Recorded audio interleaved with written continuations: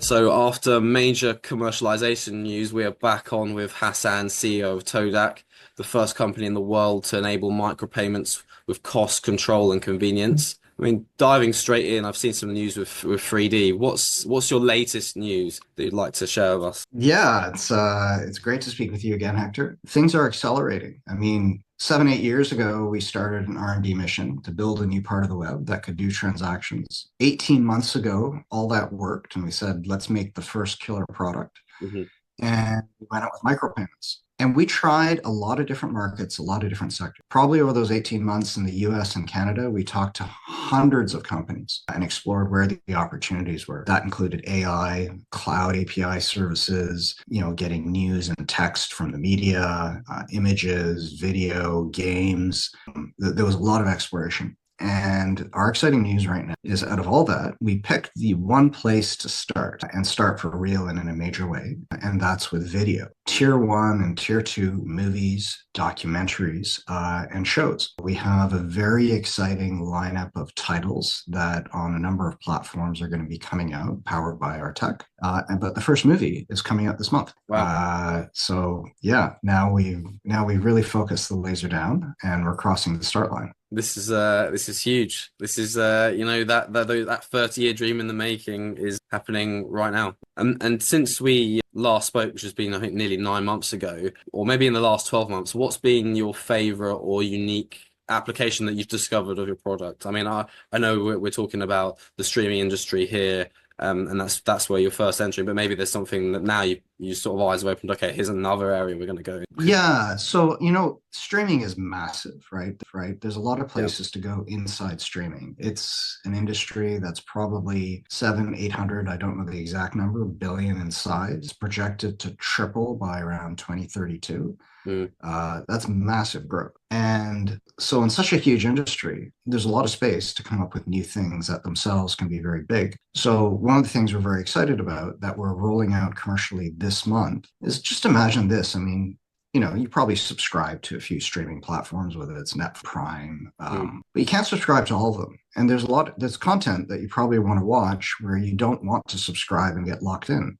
Mm. Imagine if you could just show up and be like, here's a movie I want to see. You one tap, buy a rental pass that's also powered by tech. And you can watch the movie for 3 days, you pay $3, and within 5 seconds, you're watching and enjoying your movie. Let's say that you don't have time to watch the whole thing in one sitting. So you close your browser, your laptop, or whatever your device is, and you head off. And the next day you go back. Well, the first time you bought, you didn't have to log in, subscribe, register, provide your identity information. So how does the platform know that it's you and you still have a valid rental? Mm. Well, it turns out that we've implemented it so that you have this unique transferable digital rental pass in your wallet. So you can just show up again.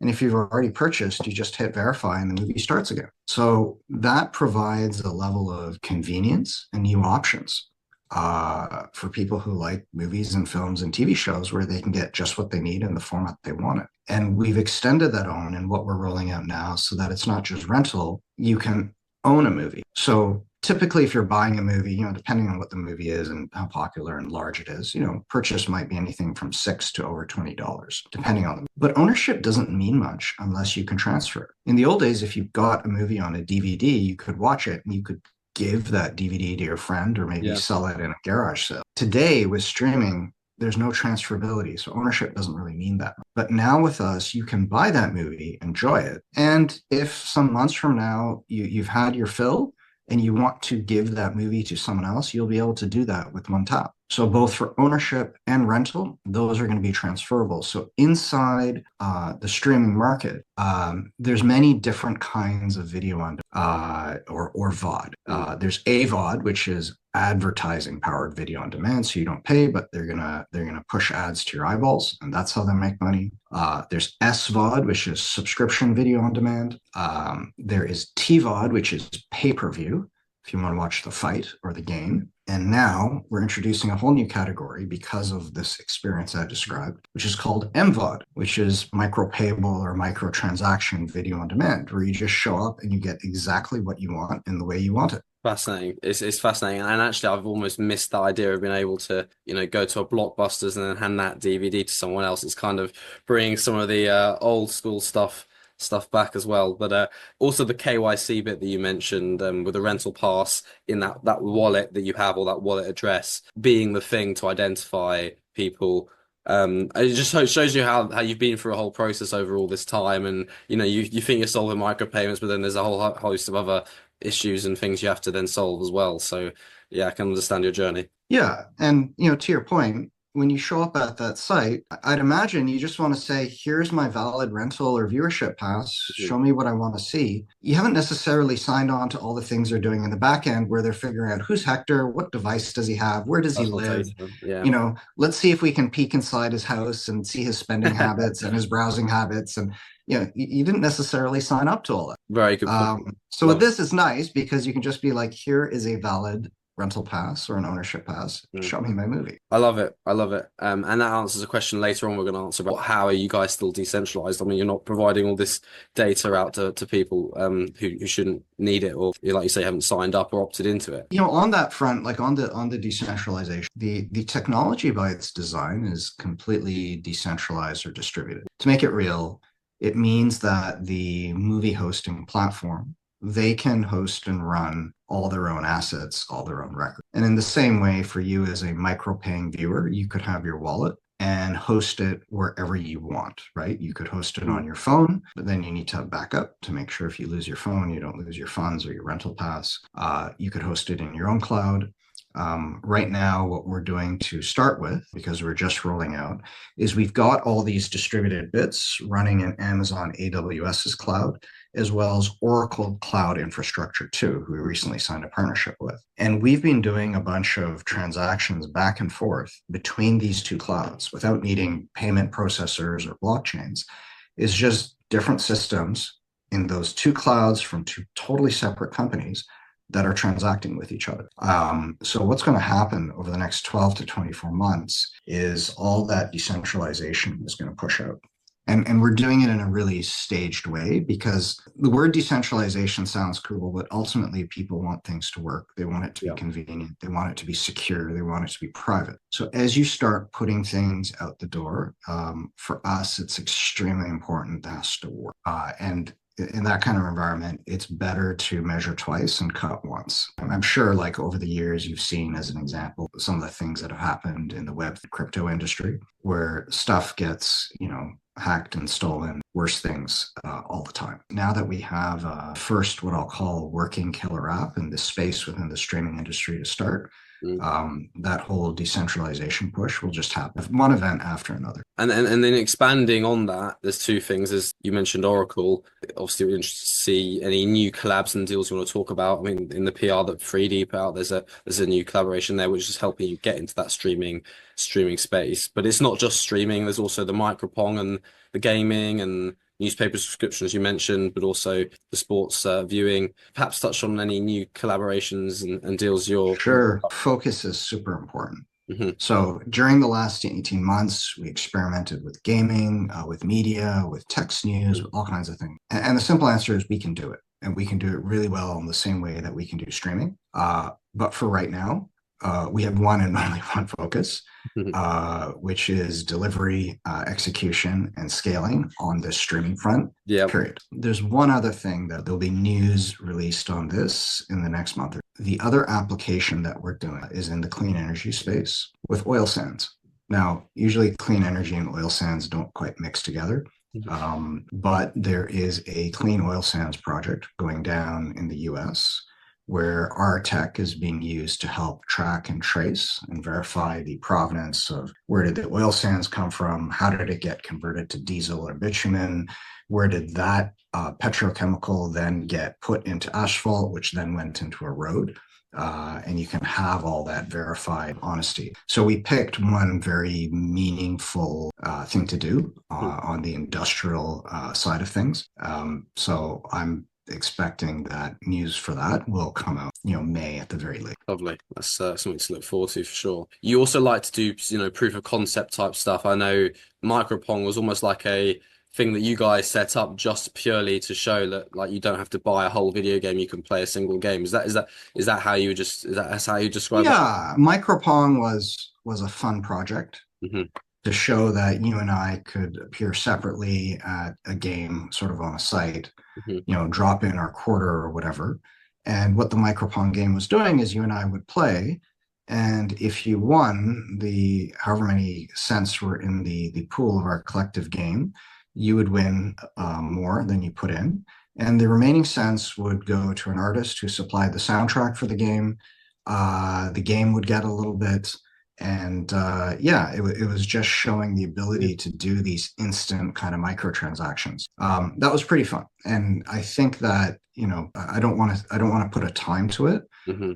but we will start getting into the gaming space more seriously. But at least for right now, it's streaming. Yeah. Yeah. But I think that's actually a really good point you mentioned. That's highlighting to people that yes, there was a sort of user experience there, but then behind the scenes, the other people are getting paid. The game, the soundtrack, it's being distributed fairly, and actually, and also the winner of that game was Yeah. earning as well. It's actually one of the very cool things is that in the streaming space, a bunch of what we're putting on is catalog or archive content. So there'll be TV shows that you'll be aware of, others will be aware of, were syndicated and they ran sometimes for years, and then they ended up in some back catalog. So all of that is coming out in this sort of perfect pay-as-you-go kind of way. But there's also new productions coming on. So the first movie we're coming out with, it was a collaboration with Truce Studios, and they're a media collective, and they had 60 plus cast and crew and supply chain that were working on the movie. So when you show up to rent that movie for $3 or buy it for $15, when your $3 goes across, all of the cast and crew are paid instantly. So you actually have fair trade going on where that the people who are involved in actually creating the work and bringing it to you for enjoyment are the ones that are getting compensated. Yeah. So that is also a part of what is coming out this quarter. And that's super powerful because today, if you put a movie out and people pay for it, you might see your royalties or your payment if you weren't paid up front. You might see any of the rev share from that movie months later. Mm. Whereas now that cash conversion cycle is seconds or minutes, and all the back office cost is gone. There's no billing or invoicing or reconciliation or any of that administrative headache. And also this trust element, the fair trade element was in this PR that 3D's just put out, and it's very important because I feel like, especially in this day and age, trust is things are more polarized, and I think this is going to help bring things more, make things more fair, and if someone's due something, they get it, which is good. Yeah, it's a super important element. I'm glad you brought that up, Hector, because sometimes it's the why that is most important. Have you ever found that everything you do digitally, there's some benefit out of it, right? It's a convenience, you get value. Yeah. But there's always part of that trade that's hidden where something's taken away from you, your attention, your money, your sense of well-being, etc. So, our mission as a company and the products we build is we're here to make people stronger with integrity and without judgment. Yeah. So that if it's TAP that's being applied for the streaming industry, we're not here to judge the maker of the content or the audience. We're there to make them strong so that those who produce content can connect with their audience and their market and get fairly compensated. And that those who want to watch it can see and consume that content in the way they want, without all those other drawbacks or trade-offs. Yeah, lovely. And that links very nicely onto the next couple of questions about customers. Who would you say your B2C customers are? We touched on it before, like imagining, you described a museum and some things that people can't access, who would if they were able to. So just on the B2C front, touch on that. The the B2C customers are the studios, the producers, the filmmakers, and occasionally the distribution platforms that have tons and tons of content, but they can't get it to market. They all have an analogous problem, which is in the market today, it's controlled by these very large walled garden platforms. So if you're in that long tail of medium, small, independent, high quality tier one content telling, you don't really get a very good deal. You have no negotiating leverage with the Netflixes and Primes and Peacocks. You get poor upfronts, limited rev share, if at all. When the payments do show up, they're going to show up much later. You don't have any transparency to really understand if you were paid your fair share. And even if you figure out that you weren't, you don't really have much recourse because you're dealing with something that's 10,000 times bigger than you that doesn't care. So the profile of that B2C customer is those movie studios. And right now we're very focused on the United States and Canada, probably a 90%, 10% split between the two. We have a line on what I'd call our first 1,000 titles plus. That's important. So as an example, with Netflix, when they went and switched from physical delivery to streaming, they started with 1,000 titles. So right now we're locked in to at the very least, get the first 100 titles implemented this year. We will have the first, let's say, 4 to 5 of them over February and March. But as we get the bugs worked out and it becomes more polished, then the acceleration of how quickly we're loading on content will really start to. Perhaps also now touch on the B2B customers. I mean, like content creators and brands. Yeah. So the B2B customers we're focused on right now, because of the focus on streaming, is the businesses that are in the cast and crew behind making these things, because they become part of that supply chain payment. Yeah. So every single time a new movie or a new production comes on, you might have 25, 50, 100, 200 people and businesses, and everything from sole proprietors to more substantial companies. And so the most natural and fastest way to bring on the B2B customers is to start solving problems for the supply chain that is one step after the studio or the producer. And to cut out all of their costs, make sure everyone is paid better and is getting a fair deal. Yeah, it's basically what we said you're talking about earlier. It's that fair payment of everyone that was involved in a project, everyone getting distributed, and you're cutting out middlemen and cutting out their existing costs. On the B2B side, so we signed a partnership with Oracle last summer. And where that fits into the streaming space is, in order for content to be discoverable, it has to be data labeled, meta tagged. And that's usually done by different machine learning and AI. And that's important because you might have a show or a movie you want to watch, but you're going to ask for it in an inexact way. You might not remember the title of the movie. But you'll remember the name of one of the minor actors, or you remember the location and the genre and some weird detail. So unless the video itself is tagged with those keywords and that data, the search algorithms can't find what you want. Now, if you're a medium, independent, or small studio or producer, how do you simply, efficiently, affordably get your content labeled? You don't know how. So one of the good things we'll be doing with Oracle and with the Oracle Cloud infrastructure is they've come out with a great lineup of AI services. So we're going to be powering their data labeling services so that it doesn't matter. You might be just, a student filmmaker, or you might be a major studio. You just show up with your video and you're like, data label, please. And the button pops up and it's like, this will be 50 cents or it's $50. You tap it, you pay, you get your data labeling, which you control and own, and you take it with you. So there's an example of how both the supply chain and studio and producer side can start working with, like a major cloud company in order to solve, adjacent problems around the primary one we talked. Yeah, and actually that's a really good point I had not thought of, about the sort of searching. If you don't know the name of the clip or whatever, but there's tags underneath which Oracle have provided, then AI or whatever will be able to find that clip or whatever you're looking to just purchase from that movie or documentary or whatever it might be. So that's absolutely data, very, very impressive.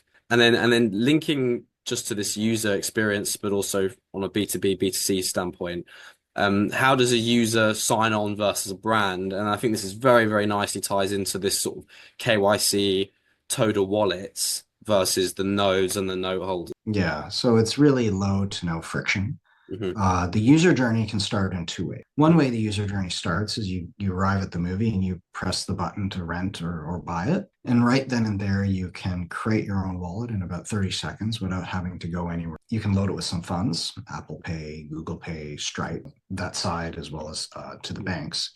And then from there, you can just instantly go micropay wherever you want. The second user journey is when you get something. Like we mentioned in the beginning, you rented a movie, you really liked it, and you want to share it with a friend, but the friend doesn't have a tap wallet. Well, you can just download our Authenticator app, which is very helpful if you're using a mobile.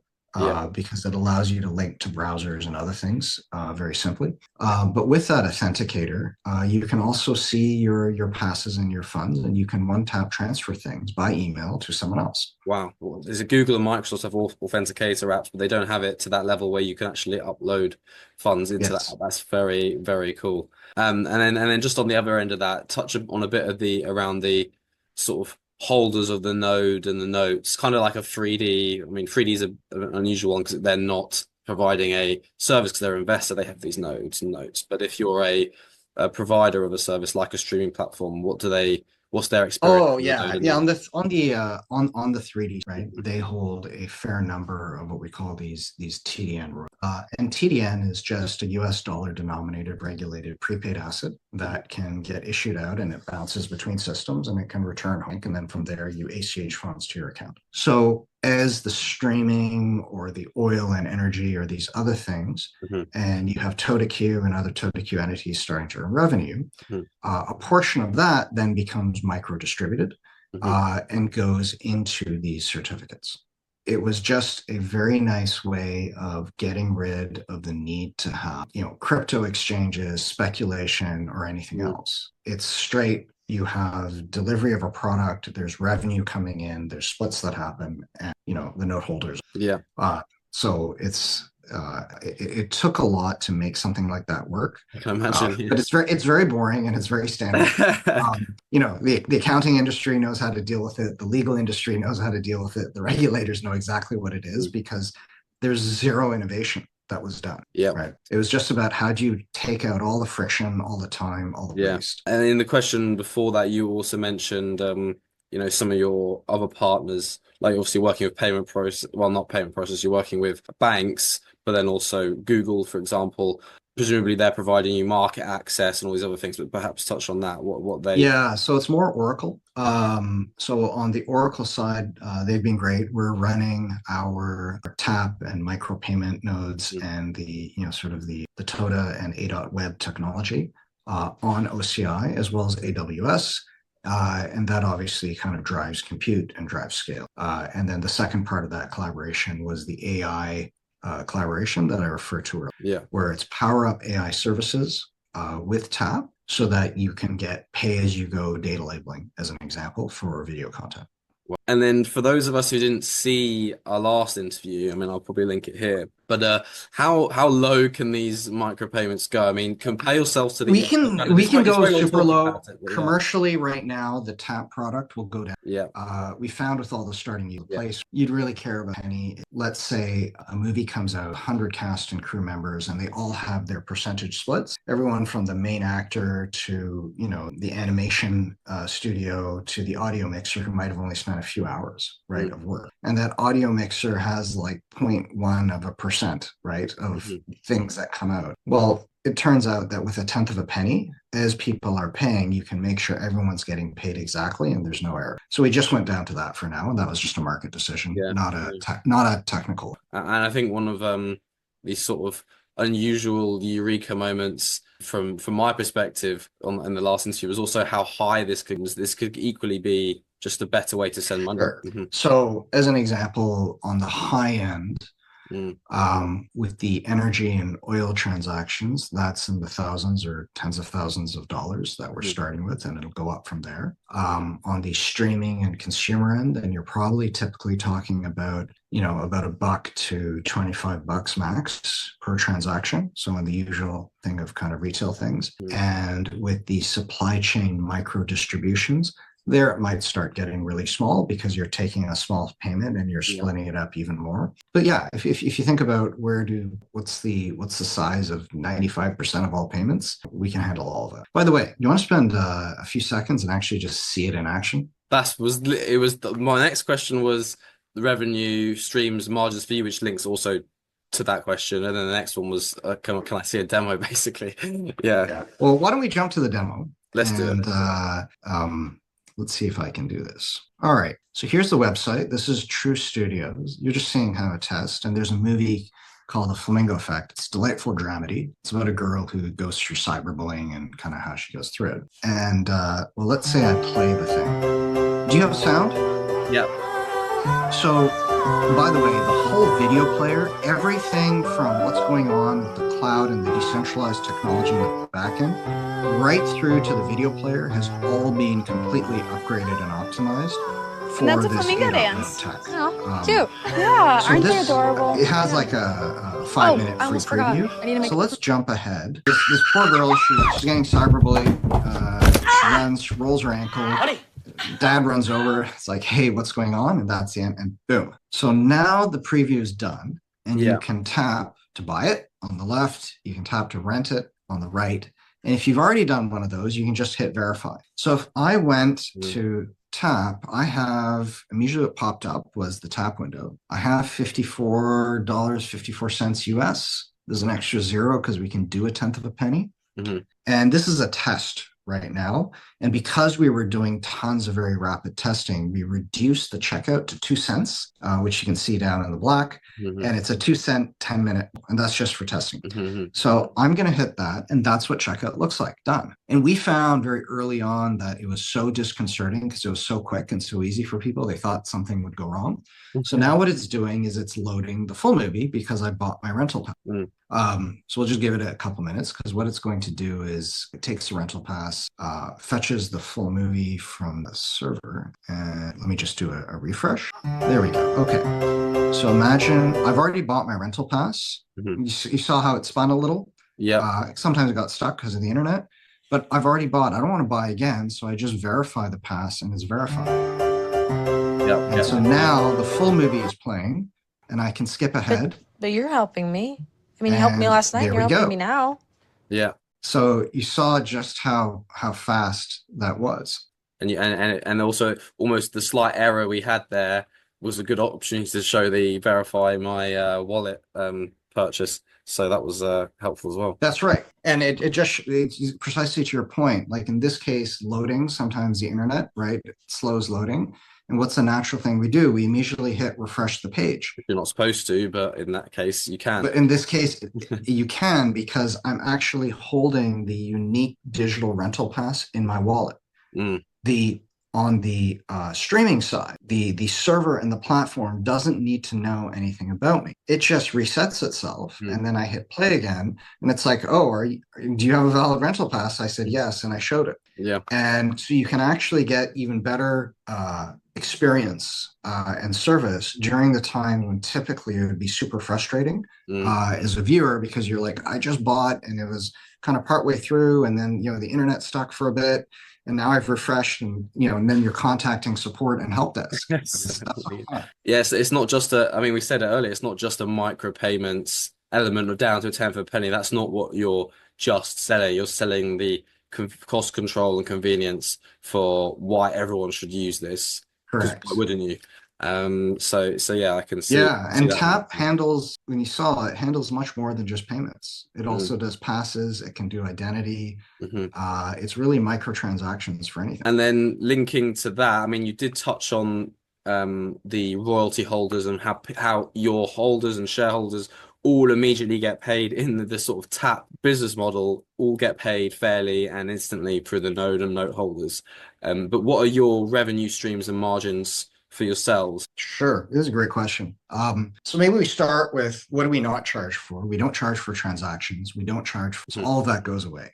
Free transactions and free KYC. Yes. And that's because the cost base is gone, not because we need to make up the revenue. So within the Tap solution, there's packed into that payments, passes, identity, perfect record keeping that's verifiable, portable, that these are controls, connection back to the banking system, ability to expose on the front end and make the experiences like you saw with that movie. So all that's packed together. And there's a few flavors of what we provide to the customer, which changes how we charge. A bunch of studios and producers are getting together to make a fair trade Netflix, right? So they can all, like shops in the shopping mall, they can all show up, they can put their content on the platform, which is called Truce Plus.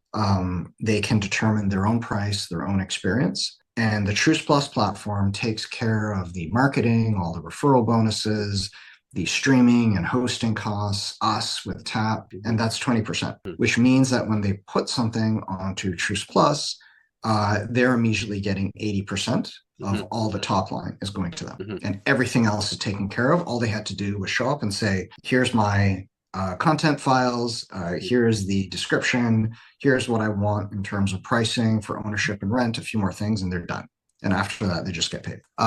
So that's I think the most, sort of white glove version. There's some studios and production houses where they have a broad following, they have their own site, and they want to host themselves. And they can do that alongside Truce Plus or just, we're completely agnostic. And for that, some of them ask us to take care of the streaming and all that end of things, in which case it's not 20%, it's only 10%. Right. And the rest is on their site. And then the final version, which is the most do it yourself, is they say, we have our own streaming capability.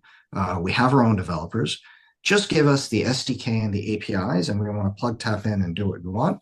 And in that case, they collect 95% of all revenues, and then only 5% comes to us. But that's the great thing about being a software. You're letting them get the reach, and then they're just plugging into you guys, and 20, 10, 5% going to you guys is going to be big stuff. And then perhaps touch on the margins. I mean, there's no real costs to you in a lot of these things, but yeah, perhaps touch on that. Obviously, as an early stage company, it's been I think any money we make gets plowed back into building more product and saying, how do you grow? How do you deliver better? The efficiency under the hood for us is very, very good. To give you an idea, one of the reasons why we don't charge for transactions, our variable cost all in of doing a transaction, if we were hosting everything, right? There's your wallet, there is the nodes on the movie platform side. Let's say we were hosting and bearing all that cost. The variable cost of one transaction would be well under 1/100 of a penny. Now, as we decentralize and start to push out, so you host your own wallet and it's your phone or your cloud cost, et cetera, and the customer's assets are sitting on their cloud edge, well, then it'll go down even more. So that just gives you an indication. We are able to provide significant savings to our customers, provide the studios and producers a much, much better deal in terms of what their take home is and how quickly they can get it and all the control they have and everything else, while on our end being able to provide really good value and make a sustainable, profitable business. And that's really the, sort of, I guess, the magic sweet spot. How can you create win-win for everyone all around? No, definitely have. And I guess also from a honorable but also marketing front, there's no point saying 1 to 1,000. You may as well just say 3. And I think that'll reward you guys definitely in the future as well. When we had a chat last time, we were touching on potential competitors, even though I don't think there's anything that's even close to this. If there is, they're sort of 7 years behind you, and you can only imagine where you were 7 years ago and how long that took to get through a lot of this stuff. Have you noticed any more people trying to enter the space, or is it people are accepting that you guys have done it and there's no point really entering? Well, I don't think anyone's accepted us because we're still very small. A year from now, they will know our name. But right now, we know who they are. And I imagine most of them generally don't know her, which is fine. My overall take on it has not changed. There's no one at this point doing close to what we're doing. There's probably 40 to 50 micropayment solutions out there that we're tracking actively. And most of those are either pretty niche, right? It's for media, or it's this for gaming, or it's this kind of charitable giving. The models they use are much more inefficient. So they have to kind of take more, they rely on funding. Some of those micropayment models are more like inside the walled garden. You get microtransactions. But that's just because there's a magic spreadsheet inside the platform where they hold all the value and they're just swapping numbers around. They can make that work. There's some interesting technical approaches. As an example, there is a company in the US called Knox, KNOX Digital Assets. So they have adopted a file-based approach to digital assets, which is close but much more primitive than what we've done. So we've looked at their architecture and their systems, and it just can't do any of this that that we're describing. That said, we're keeping a close eye, right, on all those 40 or 50 that we actively track. And ultimately, I don't think the threat is going to come from them. It's going to come from one of the very large tech companies that once they take notice is going to decide to go build their own version. Yeah, and they'll have their resources, or they'll try and acquire a competitor, or whatever it might be. Yeah. And that's entirely where, I mean, the competition is going to come. It's going to come hard. Yeah. And I believe it's going to come. And actually, why you said no one knows. Well, not many know your company at the moment, but that's actually an advantage. That's clearly an advantage in this space, because then people don't know they need to react. It's very, very exciting. And then coming back to this, I really liked your point earlier about being decentralized, because you are, not revealing, information that people haven't opted in to reveal. But obviously, you're working with big institutions and stuff, and people often associate that with centralization. You can still say you're decentralized. I mean, how is regulation going to impact your platform, do you think? We've built our platform, our product, and the use cases with the regulation as it exists today. We're not depending on or hoping on any significant changes to the regulation. With the recent US election, there's obviously been a shift in which way regulation is going for digital assets. And overall, I would simply describe that as more favorable and creating more options. So things went from good to better. Really, there's a lot of places where you have to look at the regulation side of things. So as an example, we've done a lot of things in order to contain the amount of work being done and make sure that what we're doing is actually helping on regulatory risk and liability side. So as an example, when a business gets paid through micropayment, how do they go back through into the banking system and move funds to their account and get banking services? So we're doing a lot of work there to make sure that we're continuing to create efficiencies, reduce the time and complexity and the risk for the businesses and for the bank, so that we can actually create an improvement in regulatory. And I guess you guys will have that relationship with those banks when people, obviously we've mentioned CIBC and RBC in the past, and they're still very much partnered with you. It means that obviously when people are sending money from their wallets back to their banks, that's going to be possible. Exactly. When trying to describe TODAQ instantly to people, I have mentioned the crypto space and blockchain. It's not that, but it's something that people can relate to, because it's a payment processing thing and things like that. But it's almost like this will take a lot of that market away if the reason people are using cryptos for the blockchain. How would you describe TODAQ instant in a sentence to people, or something that's eye-popping and catching that they can relate to? Yeah, this is a good question. I don't know if I can do it in a sentence. Yeah. But what I would say is we've had 30 years of the World Wide Web, right, from the mid-90s. And it did a lot of good things, because we could get, almost free utility-like information pushing websites, all the rest of it. But back when they created the web, they had a bigger vision. They wanted the web infrastructure to handle things like asset transactions and asset verification, and whether the asset was money or it was your ID or whatever else. That was the intent. And they failed because the technology wasn't ready at the time. And so because they failed, we have today a massive digital payments industry that's almost 3 trillion in size. Or we have an authentication industry with the Oktas and the SailPoints and all of these that's in the hundreds of billions of size. They exist because the web failed, not because the web succeeded. So our effort for the 7-ish years between 2016, 2017, and 2023 was to fix that gap and build